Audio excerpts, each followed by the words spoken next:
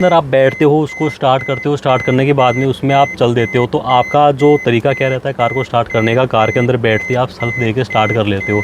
तो उस तरीके से जो कुछ जो कार के अंदर नुकसान होते हैं, क्या नुकसान होते हैं, उसका ईसीएम भी ख़राब हो सकता है, उसके वायरिंग में भी दिक्कत आ सकती है, उसका लॉक सेट भी ख़राब हो सकता है। तो ये सारी जो नुकसान है वो कार के अंदर हो सकते हैं। तो अब ऐसा क्या किया जाए कि ये सारी चीज़ तरह का अगर नुकसान होने से बचा जा सके, तो ये तरीका मैं आज आपको बताऊंगा। वो सारा रिलेटेड है गाड़ी को स्टार्ट करने से लेके, तो किस तरह से गाड़ी स्टार्ट करनी है आपको, वो सारी चीज़ें मैं आपको बताऊंगा। तो ध्यान से देखिए, आपको 3 स्टेप के अंदर कैसे गाड़ी आप स्टार्ट करते हैं। टॉपिक के बारे में चर्चा करने वाले हैं, जो कि टॉपिक नहीं है, इसको एक गलती मान लीजिए, जो कि हम हर आदमी है वो गलती करता है। जो भी बंदा है वो गाड़ी ड्राइव कर रहा है वो गलती हमेशा करता है। अब वो गलती कौन सी है, काफ़ी गलती हो सकती हैं, लेकिन उनमें से एक जो इम्पोर्टेंट चीज़ है वो मैं आपको आज बताने वाला हूँ।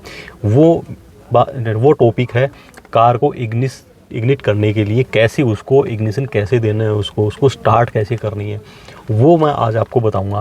भाई काफ़ी लोग हैं ना इस तरह की जनरली मिस्टेक है वो हमेशा करते हैं कि कार जो गाड़ी के अंदर बैठे चाबी लगाई और तुरंत उसको सेल्फ मार के आप उनको स्टार्ट कर लिया। तो ये वाला जो तरीका है ये बहुत ही गलत तरीका है। ये वाला तो भाई वो बात हो गई कि आप कैसे, कोई आदमी सोया हुआ है गहरी नींद के अंदर और आप उसको जाके अचानक से जगा देते हो, तो उसका क्या रिएक्ट रहेगा वो आप खुद देखिए कि आपको अगर अचानक से कोई जगह देता है तो आपका क्या रिएक्ट रहता है उस आदमी के प्रति। तो यही सारी चीज़ें जो हैं वो कार के साथ में होती है। कार के अंदर भी एक ब्रेन होता है, इसका दिमाग होता है। तो अचानक उसके दिमाग को अगर हम छेड़ेंगे तो उसका जो रिएक्ट है वो अलग भी हो सकता है, गलत भी हो सकता है। तो यही चीज़ें मैं आपको आज बताने वाला हूँ कि इग्निशन कैसे करते हैं। सबसे पहले आपको कार के अंदर बैठना है और बैठ के बाद में उसके बाद में आपको कार की जो की है वो कार की कीज़ के अंदर लगानी है। अब ये की लगाने के बाद में अब देखो, इग्निशन देने का इसमें 3 स्टेप होती हैं।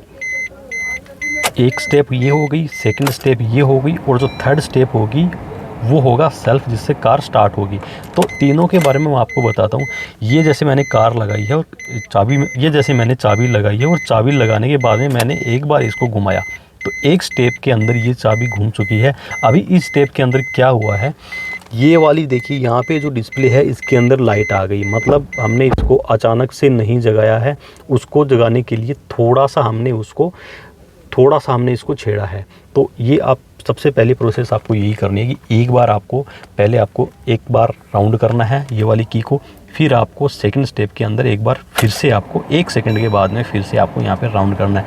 अब ये आपने जब से आपने इसको राउंड किया है, तो राउंड करने के बाद में यहाँ देखिए ये मीटर भी पूरी तरह से जाग चुका है, जनरल इंफॉर्मेशन भी यहाँ पे ये शो करने लगा है, और एसी के जो ब्लोअर हैं उनका भी फ़ैन जो है वो भी स्टार्ट हो चुका है। ये आप देख सकते हैं, आपको अगर आवाज़ सुन रही हो तो एसी ब्लोअर की जो आवाज़ है वो यहाँ पे आ रही है।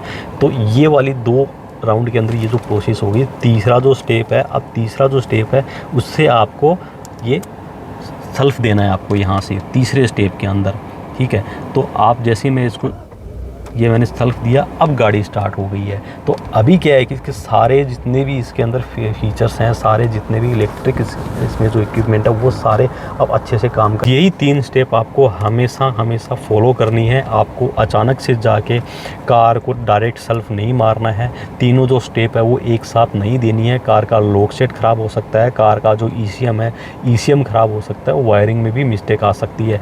तो ये वाली गलती करने से हमेशा आपको बचना चाहिए। और कुछ छोटी छोटी ऐसी जो सावधानियां हैं वो अगर कार के अंदर आप यूज़ करते हैं तो आपके कार की जो लाइफ है, उसके जो पार्ट्स की लाइफ है वो ज़्यादा लंबे टाइम तक बनी रह सकती है।